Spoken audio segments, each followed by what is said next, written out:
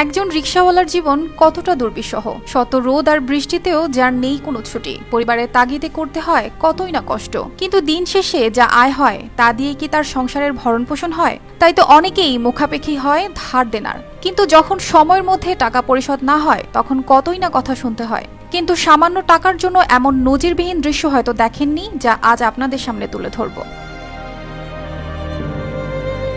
সাভারে পাওনা ৮০০ টাকার জন্য এক রিকশা চালককে কুকুরের সঙ্গে শেকলে গাছে বেঁধে মারধর ও নির্যাতনের অভিযোগ উঠেছে। এ ঘটনায় পুলিশ ভুক্তভোগী রিকশা চালককে উদ্ধার করলেও পালিয়ে গেছে অভিযুক্ত ভাঙাড়ি ব্যবসায়ী মামুন।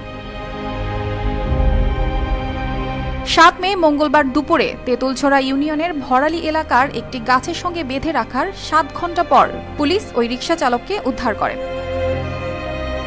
ভুক্তভোগী রবিউল ইসলাম সাভারের তেঁতুলছড়া ইউনিয়নের ঋষিপাড়া এলাকায় পরিবার নিয়ে ভাড়া থেকে রাজধানী শ্যামলীতে রিকশা চালিয়ে জীবিকা নির্বাহ করেন। অভিযুক্ত মোহাম্মদ মামুন তেঁতুলছড়া ইউনিয়নের ভরালি এলাকায় ভাঙাড়ির ব্যবসা করেন।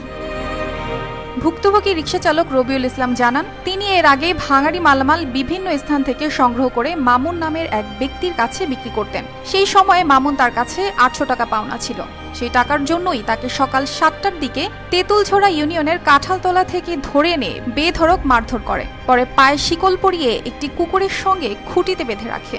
এদিকে খবর পেয়ে প্রায় ৭ ঘণ্টা পর পুলিশ এসে রবিউলকে উদ্ধার করে। এই ঘটনার পর থেকে অভিযুক্ত ভাঙাড়ি ব্যবসায়ী মামুন পলাতক থাকায় তার বক্তব্য নেওয়া সম্ভব হয়নি। সাভার ট্যানারি ফাঁড়ির ইনচার্জ ইন্সপেক্টর রাসেল মোল্লা বলেন, খবর পেয়ে ঘটনাস্থল থেকে ভুক্তভোগীকে উদ্ধার করা হয়েছে।